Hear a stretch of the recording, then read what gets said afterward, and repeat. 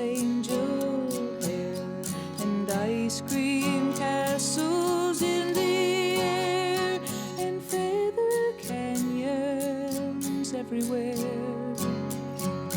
여행자의 발길이 잦아든 한겨울의 밴쿠버.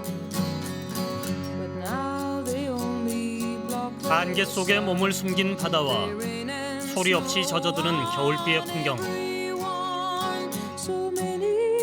도시는 색다른 얼굴을 보여준다.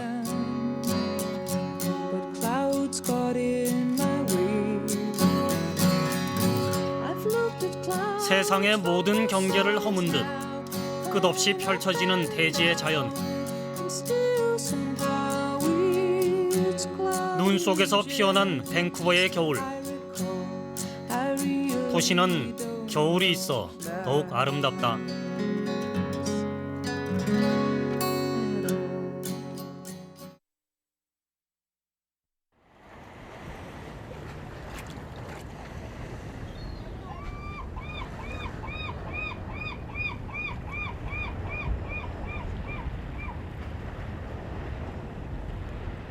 태평양에 접해 있는 항구 도시 밴쿠버는 현대적인 도시의 풍경과 때묻지 않은 자연이 조화를 이룬 아름다운 곳이다. 특히 겨울 밴쿠버는 멀리 눈 덮인 산을 배경으로 그림 같은 경치를 뽐낸다.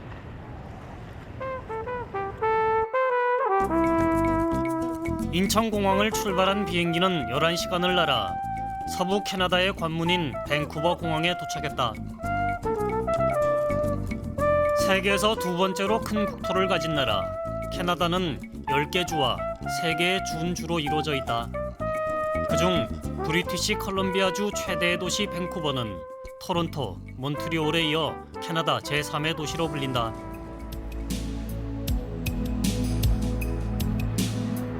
한국을 떠나기 전 내가 밴쿠버에서 가장 가보고 싶었던 곳은 바로 스탠리 공원이었다.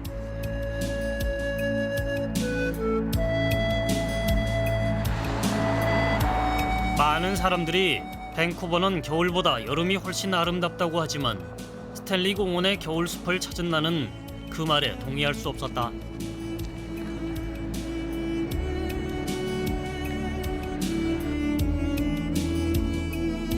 이 도시의 겨울은 결코 나를 세우는 법이 없다.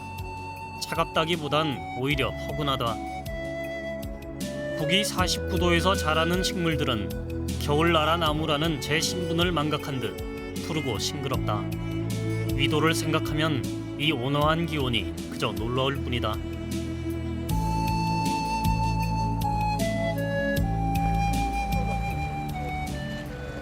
비가 오지 않는 날이면 사람들은 기다렸다는 듯 밖으로 쏟아져 나온다. 조깅을 하고 배를 띄우고 모두들 운동에 여념이 없다.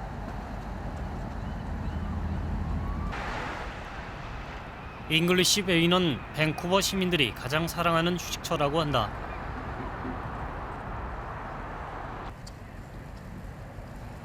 그곳에서 돌무더기 석상 하나를 만났다. 캐나다의 원주민 이누잇 쪽이 친구라는 의미로 세웠다는 이눅슈크. 여행자의 마음을 달래고 길을 안내하는 이정표 역할을 했다는 이 석상들이 여행자인 내게도 오랜 친구처럼 따뜻하게 느껴졌다.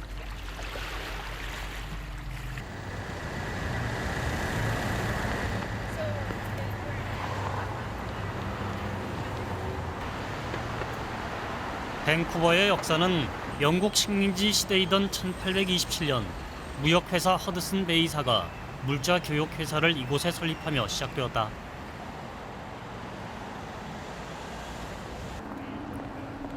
그중 밴쿠버에서 가장 유서 깊은 역사를 자랑하는 게스트타운은 19세기 건물들과 현대 건축이 조화를 이룬 이 도시의 명소다.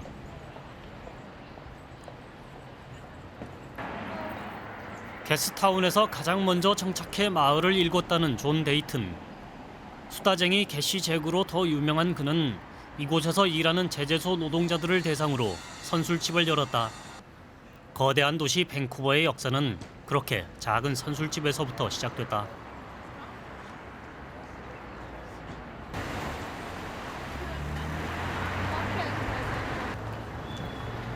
게스트타운에서 그냥 지나칠 수 없는 또 하나의 명물.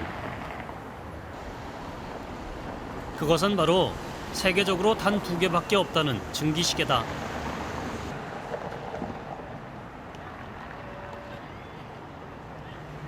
1875년 만들어진 최초의 증기시계를 1977년 레이몬드 사운더라는 시계 제작자가 그대로 복원해낸 시계라는데, 시계는 정겨운 기관차처럼 15분마다 증기를 내뿜으며 연주를 한다.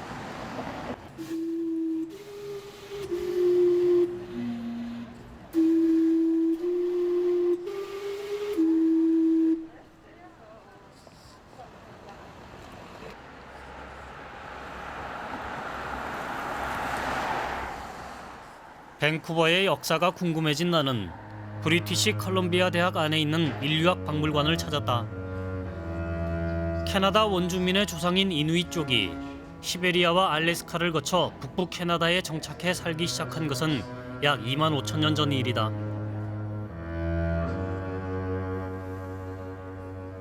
수렵과 유목이 주업이었던 이들은 시베리아에서 알래스카로, 북아메리카 대륙을 거쳐 라틴 아메리카로 이동해 갔다. 캐나다 전 지역에 뿌리를 내린 원주민들은 그들의 전통과 문화를 지키며 살아갔다.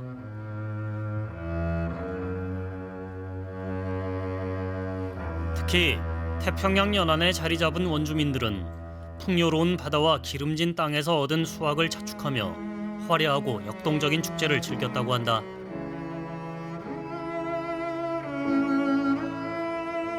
현재 캐나다엔 원주민의 혈통을 이어받은 후손들이 약 100만 명 정도 남아있다. 이들은 특히 목공예에 뛰어난 손재주를 가졌는데, 오늘날까지 보존된 토템 기둥과 유물들이 그들의 예술성을 증명해주고 있다.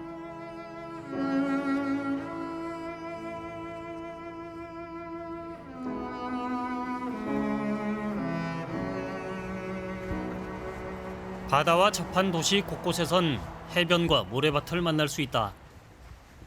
그런데 한 가지 특이한 건 모래밭마다 커다란 통나무들이 질비하게 널려있는 풍경이었다. 누가 일부러 가져다 놓은 것 같아 보이진 않는데, 이 많은 나무들이 어디서 온 건지, 무엇에 쓰이는지 도무지 상상이 되질 않았다. A lot of the logs, they get loose from log booms and that the boats are pulling into sawmills and stuff, so they get washed up onto the beach, and then they'll have somebody that comes along and they'll place them in rows here for people to sit on.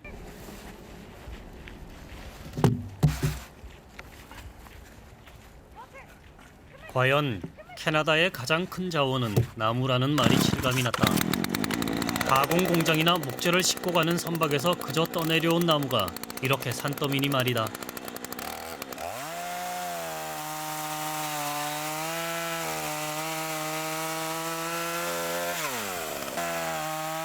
누구든 원하는 사람은 땔감용 목재로 나무를 가져갈 수 있는 나라.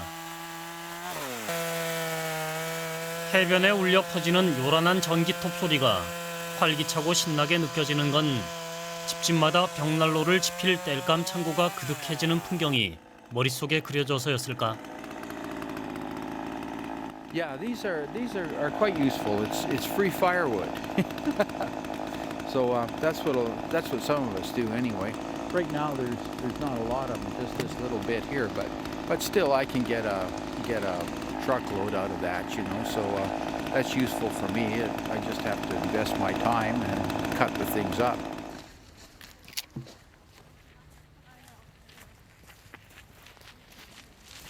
시민들은 공짜 땔감을 얻어서 좋고, 시에선 떠내려온 목재들을 돈 안 들이고 처리할 수 있어서 좋고, 살기 좋은 도시의 한 면모를 본 듯했다.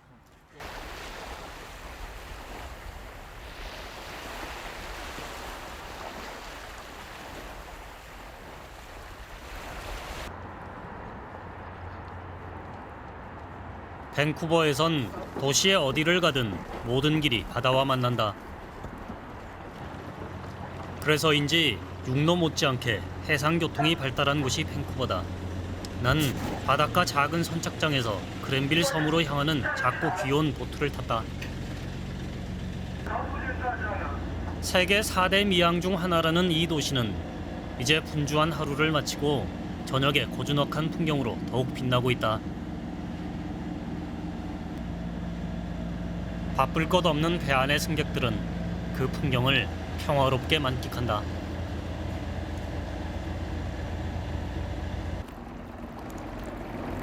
(1860년대) 초까지 원주민촌이었다는 그랜빌 섬. 1900년대 초부터는 조선, 화학, 목재 공장들이 차례로 자리 잡은 공업구역이었던 곳이다.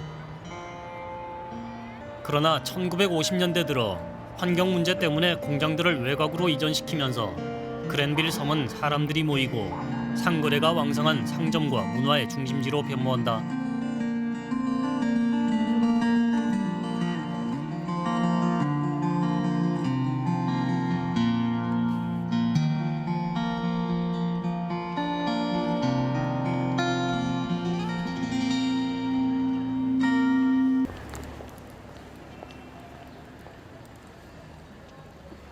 밴쿠버 시민과 관광객들이 모두 애용하는 퍼블릭 마켓 역시 바로 이곳에 있다.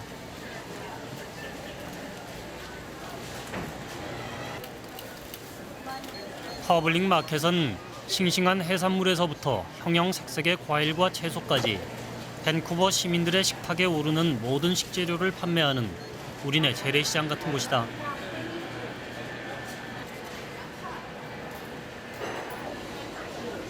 종류도 다양하지만 저렴한 가격으로 살 수 있기 때문에 마켓은 퇴근길 밴쿠버 시민들의 장보기 필수 코스로 사랑받고 있다. 공장이 떠난 창고들은 공청회를 통해 모아진 시민들의 여론에 따라 아트 갤러리나 선물 가게로 개조됐다. 그중 나는 다양한 도자기들을 직접 제작 전시 판매하는 한 그릇 가게를 찾았다. 가게 안엔 예술 작품들과 실용적인 그릇들이 함께 전시돼 있었다.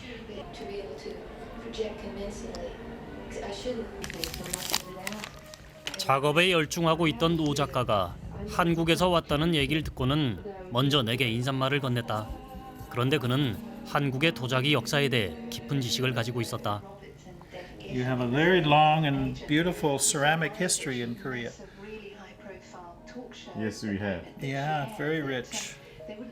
Process, the Korean craftsmen gave a great legacy to the world of ceramics. So the world's grateful for Korean potters for that. Whether it be the beautiful carved vases where they inlay whiteware, to the fact that the Japanese tea ceremony was invigorated by the arrival of 평생 흙을 믿고 살아온 예술가가 전하는 감사 인사에 tea bowls. 나는 새삼 내가 한국인이라는 사실이 뿌듯하게 느껴졌다. These become a family.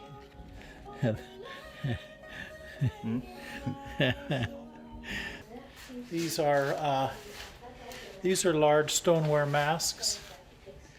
So I make these very tiny ones, but I also make these large ones. Oh, yeah. And some of these I've recently begun turning into bronzes. So they become bronze pieces. I also, over the years, have begun making these wall murals. And so these are pieces that I've made. They sometimes go up to 30 feet long and 4 feet high.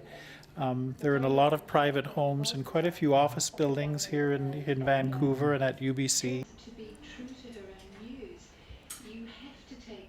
1979년 이곳에 아트 갤러리를 연 던 씨는 그랜빌 섬의 산 증인이다.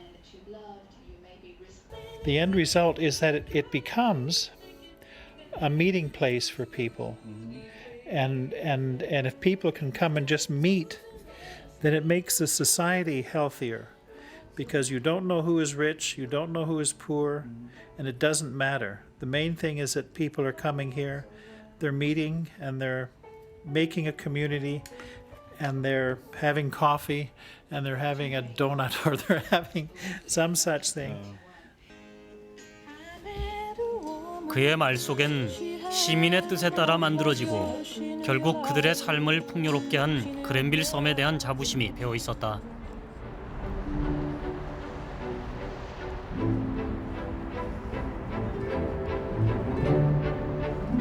작은 섬 하나에도 모두의 목소리를 담고 함께 가꾸어 나간 시민들의 노력. 그 힘이야말로 오늘의 밴쿠버를 세계적인 관광지로 우뚝 서게 한 원동력은 아닐까.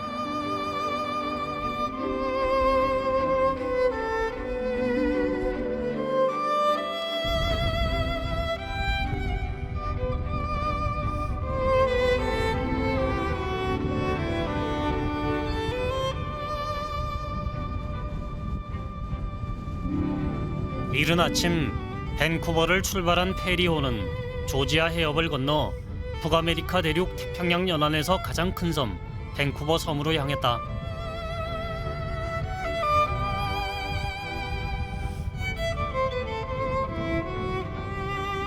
수많은 섬들을 감싸안은 물안개는 은은한 수묵 담채화처럼 형언할 수 없이 아름다운 풍경을 만들어냈다. 이곳을 자주 왕래한 섬 주민도 이런 겨울 물안개는 흔히 볼 수 없는 장관이라고 했다.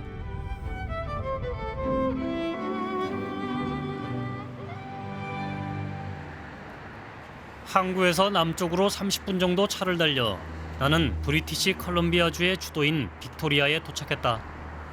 밴쿠버 섬은 1778년 영국의 유명한 탐험가였던 제임스 쿡 선장이 처음 발견한 섬이다.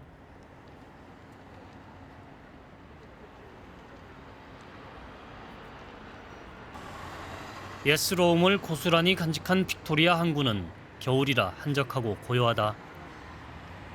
머지않아 봄이 되고 여름이 찾아오면 항구는 다시 사람들의 발길로 활기를 띨 것이다.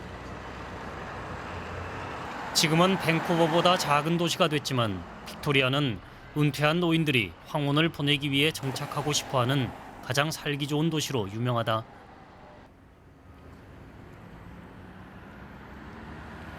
빅토리아 내항이 보이는 곳에 빅토리아의 역사가 살아 숨쉬는 녹색 지붕의 주의사당이 있다.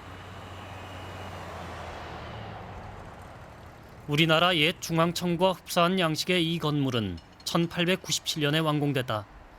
지금 보면 고풍스러운 건물이지만 당시 약관 25살의 영국 청년 프랜시스 라튼베리가 공모전에 낸 설계안으로 지어진 건물이라고 한다. 앞마당에는 주도의 이름이 된 빅토리아 여왕의 동상이 있다. 마치 영화롭던 빅토리아의 과거를 회상하듯 이 도시를 내려다보고 있다.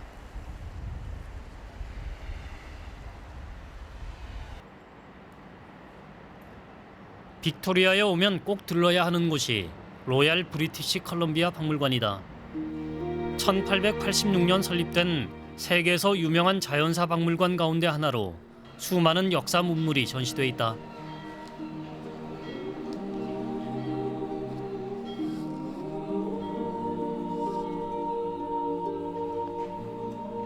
박물관에 들어서니 영국인들의 초기 대륙 이주를 보여주는 공간이 펼쳐졌다.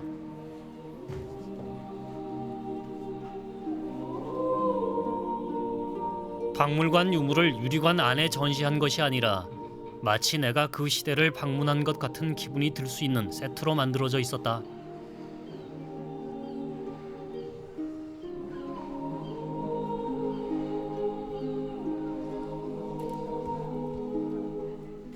신대륙을 찾아온 사람들의 목적은 일자리와 새로운 삶이었다. 캐나다 서부 해안의 풍요로운 자원은 이들이 원하는 것을 충족시켜 줄 수 있었다.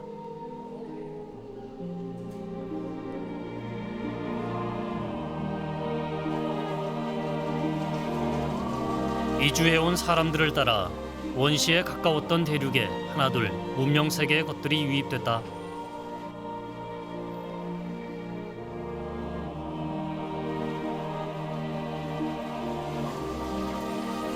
(1858년) 프레이저 강 유역에서 골드러시가 일어나자 사람들은 브리티시 컬럼비아주로 몰려들기 시작했다.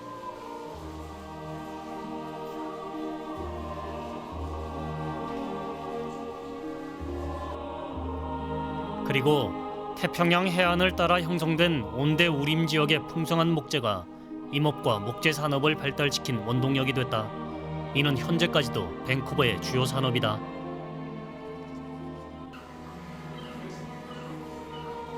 산에서 임업이 발달했다면 난류와 한류가 교차하는 바다에선 수산업이 발달했다. 내륙의 강에선 연어어업도 활발했다. 지금도 캐나다산 연어는 그 어획량과 품질에 있어 세계 최고를 자랑한다.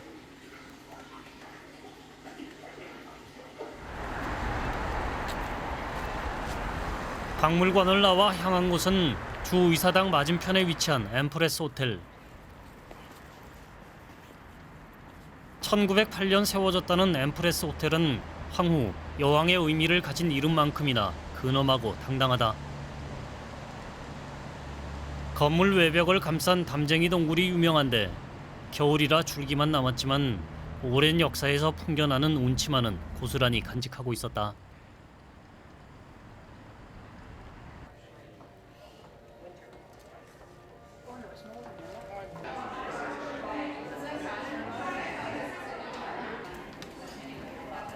이 호텔이 유명한 이유는 또 있다. 바로 1층에서 즐길 수 있는 유명한 영국식 애프터눈 티 때문이다. That's so nice. 샌드위치와 스콘, 쿠키 등의 간식거리와 차가 나오는데 제공되는 메뉴나 격식이 옛 전통을 그대로 따르고 있다고 한다. And a little description of our tier platter for you.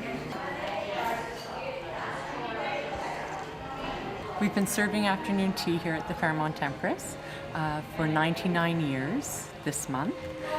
It's been a tradition that people travel from around the world to have our afternoon tea. Evening meal was typically served very late back in those times, and she was experiencing a sinking feeling, and so started having tea in her parlor with light snacks. There you go. 99년 전 1달러로 시작했다는 전통과 역사가 담긴 차 메뉴.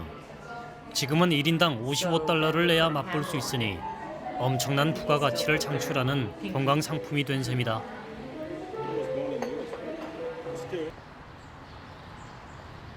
빅토리아 시내에서 주택가로 조금만 들어가면 오래된 집들을 쉽게 발견할 수 있다. 오래되고 아담한 집들이 옹기종기 들어앉은 동네는 아늑한 분위기를 자아낸다.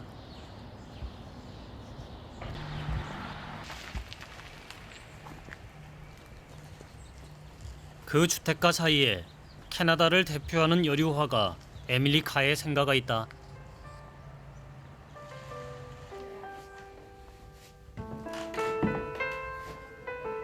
(1871년) 빅토리아에서 대가족의 5째 딸로 태어난 에밀리 카. 그녀는 어려서부터 자연과 함께 뛰어노는 걸 좋아했다고 한다. 숙녀로 성장하면서 자유로운 영혼을 마음껏 발휘했던 에밀리 카는 자신이 사랑한 풍경과 원주민의 세계를 주로 그려나갔다. Emily Carr is one of Canada's most important artists and writers. She is what we would call a cultural icon. There's nowhere you could go in Canada that they would not know who Emily Carr was. 예술가가 되고 싶어 샌프란시스코와 프랑스, 영국까지 유학을 다녀온 그녀는 자신의 주변 환경에서 그토록 열망하던 진정한 예술의 의미를 찾았다. She was very influenced by the French school when she was there. She came back to Canada and said, I am going to paint the Canadian landscape in a uniquely Canadian way. She also had very strong ties to our First Nations people. She set about to document their way of life, their native imagery in totem poles and in other ways in a very special format. She went on to really work almost exclusively in the forest and paint many, many wonderful works of art of our BC forests in addition to native imagery. 캐나다 미술의 대표적인 이름이 된 에밀리 카의 작품은 빅토리아를 비롯해 온타리오, 퀘벡에 이르기까지 캐나다 전역의 국립미술관에 소장돼 사람들과 만나고 있다.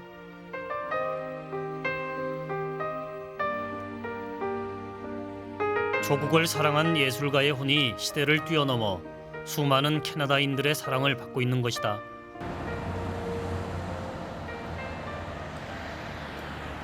에밀리 카의 그림에서 본 토템 폴을 나는 도시 곳곳에서 볼 수 있었다. 캐나다의 상징이라는 토템폴.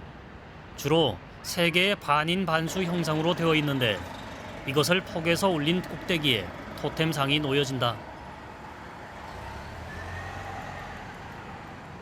북아메리카 인디언 부족 사이에서 동식물이나 자연을 신앙의 대상으로 삼았던 토템.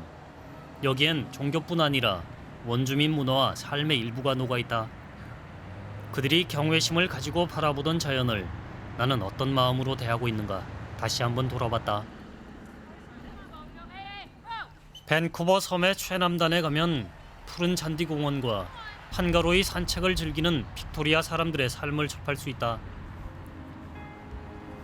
그리고 그곳에서 캐나다를 넘어 전 세계의 영웅이 된 테리 푹스를 만나게 된다. 골육종으로 다리를 절단하고도 사람들에게 희망의 불꽃을 전파한 테리 푹스. 비록 동상으로 만났을 뿐이지만 짧은 인생에 긴 울림을 남기고 간 그의 삶이 인상 깊게 다가왔다. 테리의 대륙 횡단을 상징하듯 동상 앞에는 서부에서 동부를 가로지르는 캐나다 대륙 횡단 1번 고속도로의 시작점 마일 제로 이정표가 세워져 있다.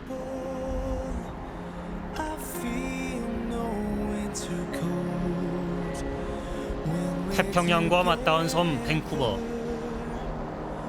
남쪽으로 보이는 거대한 산맥은 미국 워싱턴주의 올림피아 산맥이다. 이곳은 위도상 캐나다의 남쪽 끝이기도 하다. 끝점은 뒤집어 보면 시작점이다.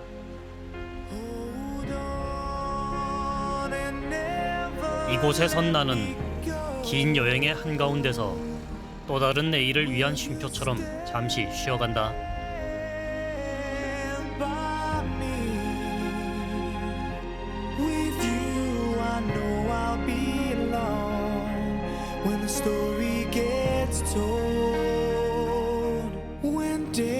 Turns into night. I look into your eyes. I see my future now. All the world in its wonder. This love won't fade away. And through the hardest days, I'll never question. 이른 아침 밴쿠버의 하늘은 상공을 가르는 비행기들로 분주하다. 한겨울에 캐나다 로키 산맥을 보기 위해 캘거리로 향하는 비행기를 탔다. 저 아래 밴쿠버 시가지가 한눈에 들어온다. 40분 정도를 날았을 즈음 비행기는 로키 산맥 상공을 날고 있었다. 북미 대륙의 등줄기인 로키 산맥에서 캐나다 국토에 해당하는 지역은 산맥의 폭은 미국에 비해 좁지만 깨끗한 자연 경관으로 유명하다.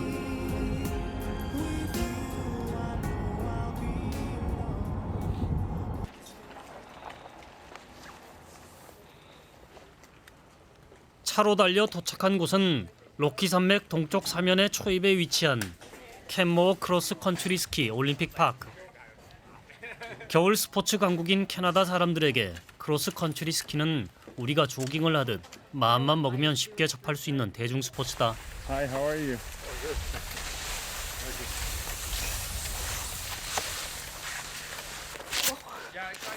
Is it hard? 손자와 할머니가 함께 스키를 탈 준비를 한다. 할머니의 신발을 스키에 연결해주는 손자. 그들을 보면서 나는 여행 내내 느꼈던 캐나다 사람들의 따뜻한 정을 다시금 발견한다. 한쪽에서는 처음 스키를 배우는 사람들의 모습도 보였다. Nordic skiing is a lot more fun. Example? The difference between Nordic and downhill. Nordic is more endurance based, I guess. Oh, yeah, and a little bit more balance required because we're always balancing up on top of one foot and then the other. So to do that, that's what we're just about to work on is balance. So here we go. Excellent. Like you're coming forward to take some minutes. Okay. There we go. Excellent. 알파인 스키와 달리 노르딕 스키는 플레이트의 폭이 좁고 무게는 훨씬 가볍다. 부츠의 뒷굽이 떨어져 걷기 쉽게 만들었지만 초보자가 균형을 잡기란 그리 만만한 일이 아니다. Oh, that wasn't a good one. It's because you're there.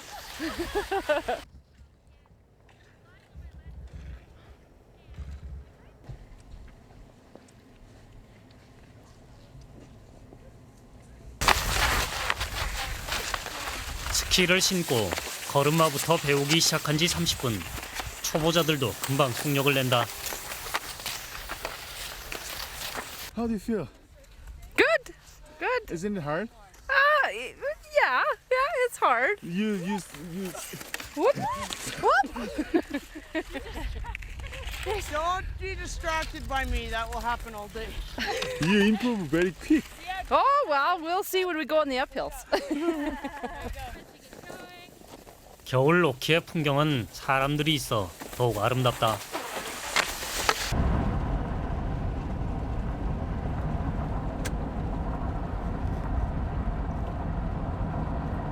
눈 덮인 도로를 달려 도착한 곳은 캐나다 최초의 국립공원이자 로키 산맥의 공원 중 가장 유명하다는 밴프. 흔히 캐나다 로키 산맥의 남쪽 시작점을 얘기할 때 밴프를 꼽는다. Thank you.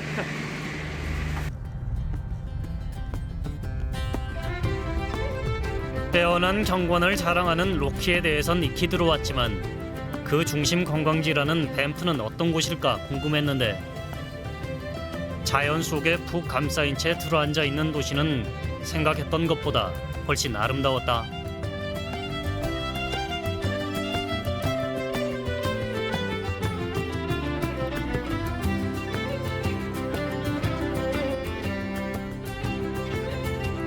케이블카를 타고 해발 2282m의 썰퍼산을 오르는 내내 눈 덮인 거대한 산의 일부가 된 듯한 느낌이 들었다. 총 면적 6,600제곱킬로미터에 달하는 밴프 국립공원. 이 장엄한 산과 숲, 빙하와 호수를 보기 위해 매년 500만 명이라는 엄청난 관광객이 이곳을 찾는다고 한다.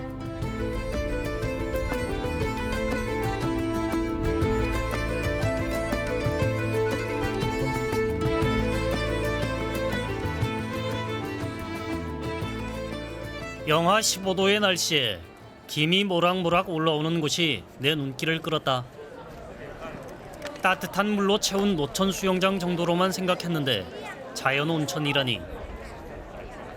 1883년 퍼시픽 철도 노동자들이 천연 온천을 우연히 발견한 것이 세상에 밴프를 알린 계기가 됐다고 한다.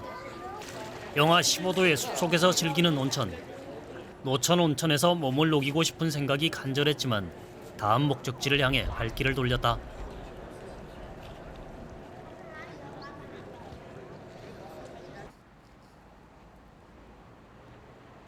온천과 함께 밴프를 대표하는 곳이 밴프 스프링즈 호텔이다.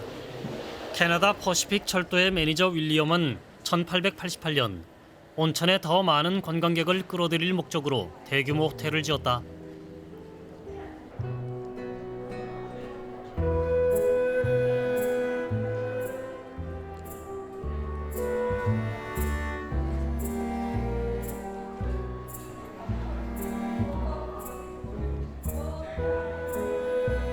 그의 예상대로 영국의 귀족들까지 배와 마차를 갈아타는 고생을 감수하며 오는 데만 몇 달이 걸리는 이곳을 찾았다.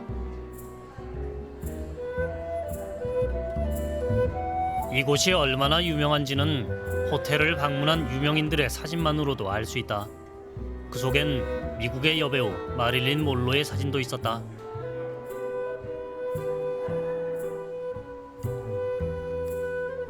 숲속의 밤은 호텔의 아름다운 불빛과 함께 깊어갔다. 차갑고 상쾌한 숲속의 공기로 이곳의 밤하늘은 유난히 맑다.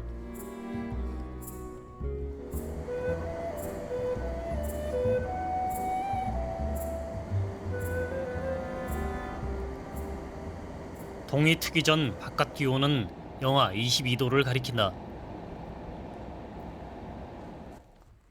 사방이 눈으로 덮인 숲은 푸른빛이 더 선명하다.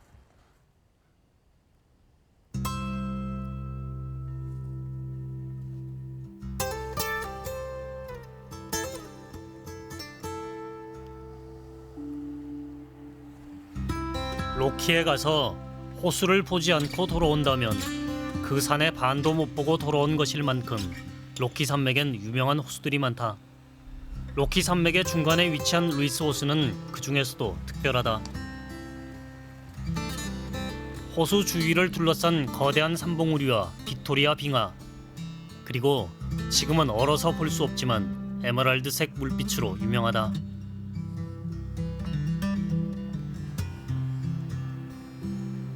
인적 없는 새벽, 난 로키의 일부가 된 느낌이다.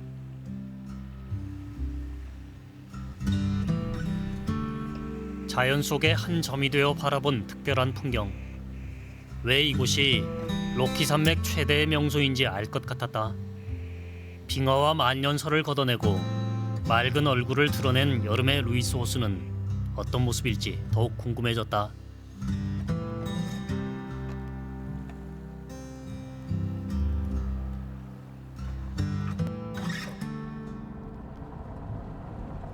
해가 뜨면 로키는 시시각각 보는 장소에 따라 그 모습을 달리하며 다가서는 인간의 마음을 설레게 한다.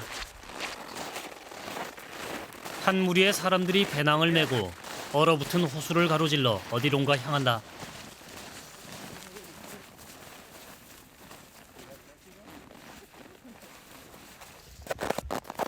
나는 푹푹 빠지는 눈밭을 헤쳐 그들의 뒤를 쫓아가 보았다.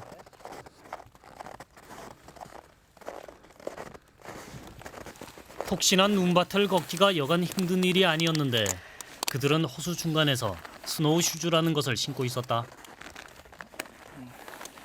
Because it stops you sinking so much. And if you sink a lot, you lose a lot of energy.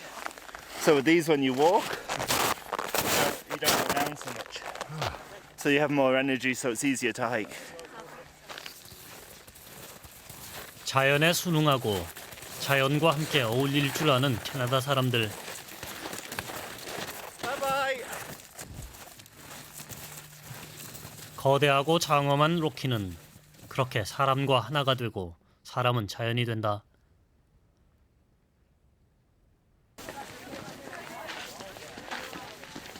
나는 다시 루이스 호수로 돌아왔다. 마침 얼음 축제가 있어 관광객들로 붐비고 있었다. 주말을 맞은 사람들은 루이스 호수에서 즐거운 시간을 보내고 있었다.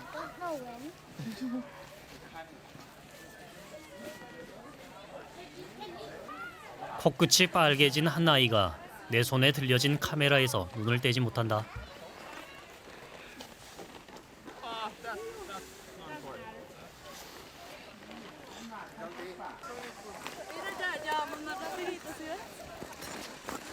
얼어붙은 호수는 거대한 자연 스케이트장이다.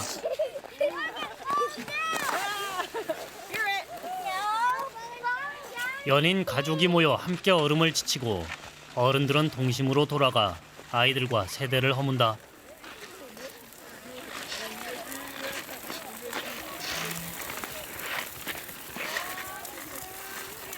Oh, it's beautiful. It's the first time this year. It's lots of fun. Oh yeah? Lots of fun. Even he's happy too. He fell asleep. Hang on. There you go. Oh, See? sleeping. He's sleeping out. Sleeping with skating. Exactly. 안녕하세요 to the Canadian Rockies. 금세 한국말을 배워 인사하는 샌디 씨. 이방인인 나를 반갑게 맞아준 그들이 있어 로키의 겨울은 더없이 따뜻했다. Rows and flows of angel hair and ice cream castles in the air.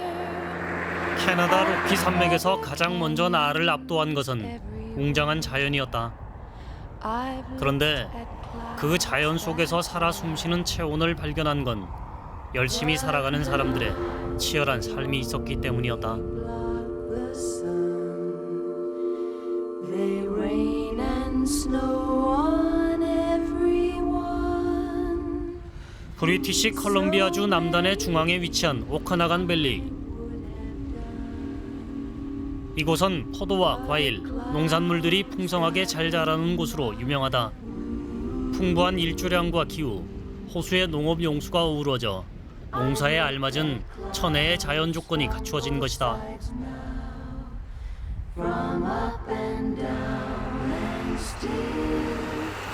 이 오카나간 밸리를 더욱 유명하게 만든 건 1800년대 중반부터 생기기 시작한 오랜 역사의 포도 농장과 와인을 만드는 양조장이었다. 길이 180km의 계곡에서 재배된 포도로 와인을 만드는 양조장이 56곳이나 된다. 특히 오카나간 밸리의 아이스 와인은 세계적으로 그 맛과 질이 뛰어나 애호가들의 사랑을 받고 있다. 아이스 와인은 영하 8도 이하의 매서운 겨울 날씨 속에서 꽁꽁한 포도 알만을 수확해 만든다.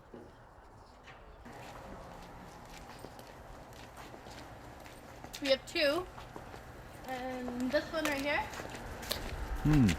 And it's a bladder inside, so it expands and it presses the juice or the grapes up against the side, and the juice comes out the bottom. You have to make sure that you work with the grapes when it's -8 degrees Celsius. They have to stay frozen. They have to stay frozen, otherwise you can't call it ice wine. And you don't want the grapes to melt because then that would add water and dilute the juice. 포도는 90% 이상이 수분으로 되어 있는데 포도의 수분이 얼게 되면 아주 달고 진한 과즙을 얻을 수가 있다. 그렇게 얻은 높은 당도의 포도액이 잘 숙성되면 달콤한 맛의 아이스 와인이 만들어지는 것이다. 아이스 와인은 많은 이들의 수고와 정성으로 완성되는 와인이다.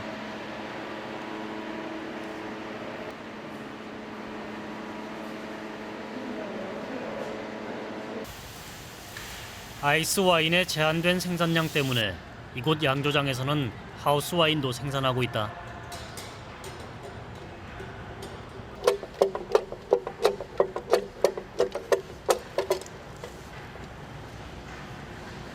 Topping the barrel, so filling the barrel.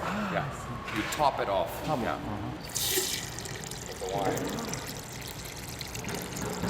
한시도 눈을 떼지 않는 까다로운 숙성 과정을 거쳐 세계 최고를 자부한다는 캐나다산 아이스 와인과 하우스 와인이 비로소 탄생하는 것이다.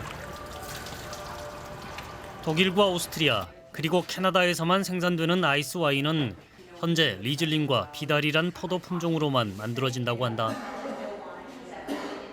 Primarily, people consider it an excellent dessert.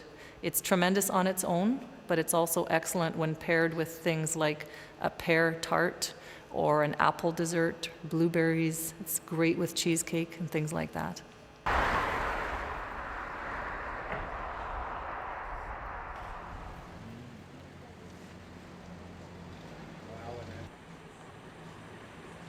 겨울이 되면 오카나간 밸리에서 생산된 와인들이 한자리에 모이는 아이스 와인 축제가 열린다.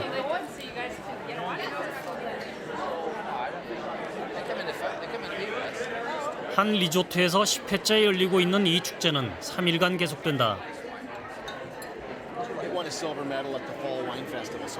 축제에 참가하는 모든 이들은 이 지역에서 생산된 다양한 와인을 무한대로 마실 수 있는 행운을 얻는다.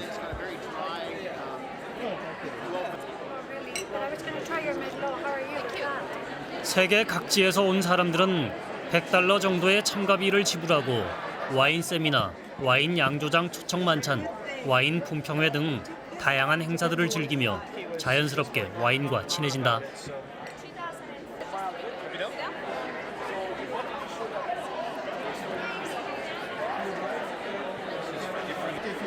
Taste. Very sweet. Goes down like smooth like honey. 올해의 와인으로 뽑힌 와인의 제조자는 그 공을 자연에게 돌렸다. The real reason we're fortunate enough to make these late harvest wines and ice wines is the climate. When Mother Nature is kind to us, when the cold temperatures come early in the year, that is in November or in January, when the grapes are still healthy.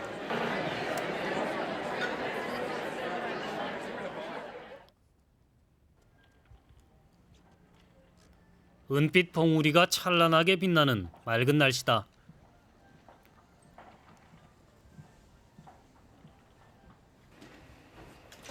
이곳 리조트에 은퇴한 캐나다의 스키 영웅 낸시 그린이 있다는 얘기를 듣고 그녀를 찾아갔다.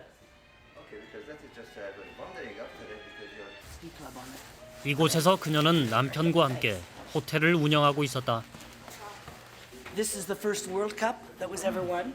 This one is the second one. I have my 2 Olympic medals here and many other trophies. And then photographs throughout the hotel of my career in the olden days. 눈이 많은 지역에서 태어나 5살 때부터 스키를 탔다는 낸시. 1960년대 전성기를 맞으며 1968년 동계올림픽에서 금메달과 은메달을 땄다.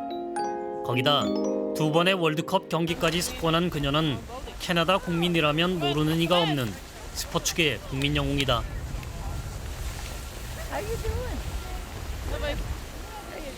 환갑을 훌쩍 넘긴 나이지만 요즘도 그녀는 매일 아침 스키를 즐긴다.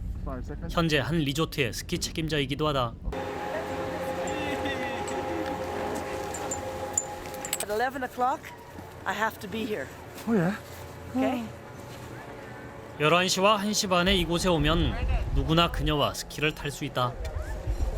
Hello, everybody over in Korea. Welcome to Sun Peaks. I hope to see you. We have lots of Koreans coming already, but we need more. So we're going to go across over here and go down a run called Sunrise. 스키어들과 함께한 낸시는 방금 전보다도 더 빛이 나 보였다.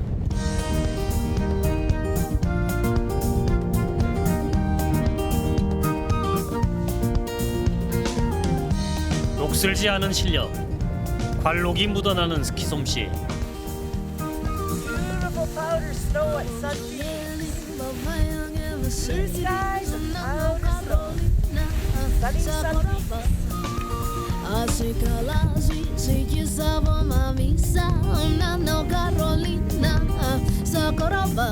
그녀와 함께한 스키는 가슴 짜릿한 경험이었다. 낸시는 자신의 경험을 정리해 쉽게 스키를 즐길 수 있도록 관광객들에게 조언을 아끼지 않는다. Let your arms hang loose, and the arms will go out wide to help you balance. But have them as relaxed as possible, and make sure that you're looking not at the snow. Okay. So now down here it should be a lot easier. It's not so. Yeah, no problem.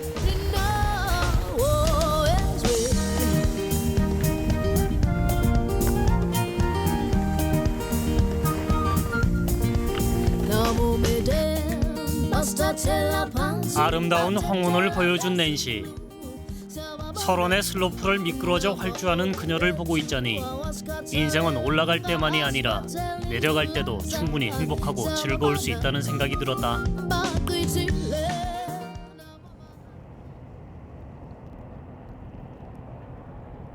기나긴 여정 후 돌아온 밴쿠버의 아침은 고요함 속에서 살아 움직이고 있었다.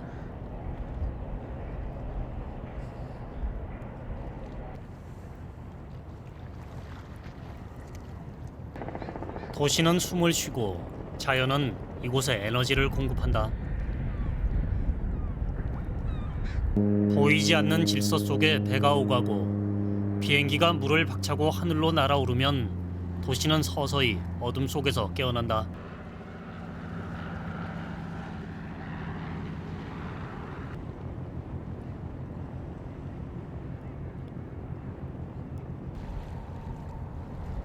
난 다시 스탠리 공원을 찾았다. 지난 12월 폭풍으로 숲이 많이 훼손됐다는 안타까운 사연을 듣고 나니 그 현장이 궁금했다. 4천여 그루가 넘는 아름드리 나무는 폭격을 맞은 듯 믿기지 않는 형상으로 부러지고 갈기갈기 찢겨 있었다.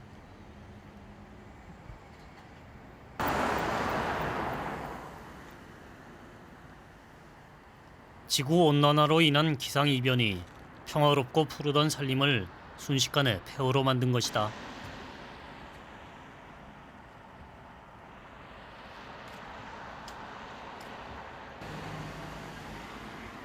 자연이 이전의 모습으로 회복되기까지는 많은 시간이 걸린다.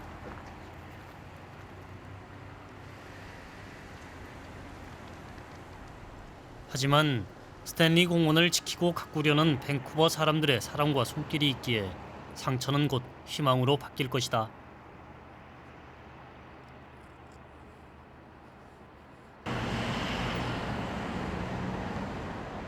한국으로 돌아오기 전날 밴쿠버 아트 갤러리에서 특별한 전시회가 열렸다. Fred, we're so honored that you're here with us this morning for this exclusive preview of your exhibition. A bit longer before we preview Fred. 밴쿠버의 대표적 사진작가 프레드 허조그는 지난 50년간 평범한 밴쿠버 시민들의 진솔한 삶을 필름에 담아왔다. 그가 그동안 찍은 8만여 점의 사진 중 100여 점만을 선별했다는 사진에는 그 오랜 세월의 흔적이 고스란히 느껴졌다. 세월은 흐르고 도시도 변했다.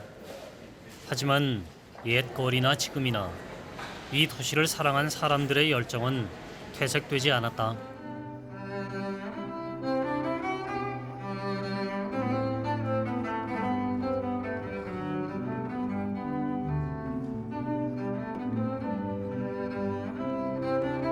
내가 만난 도시는 어쩌면 이 도시의 일부, 수많은 표정 중 하나에 불과한지도 모르겠다.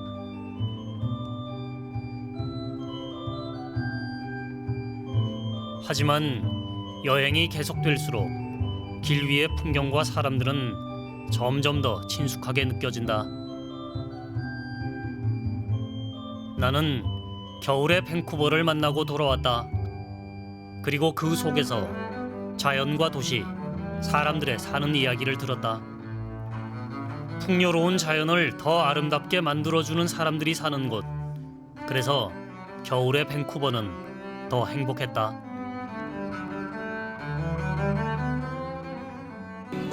De Cosma.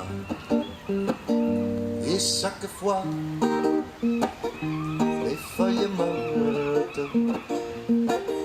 mais leur chanson est monotone.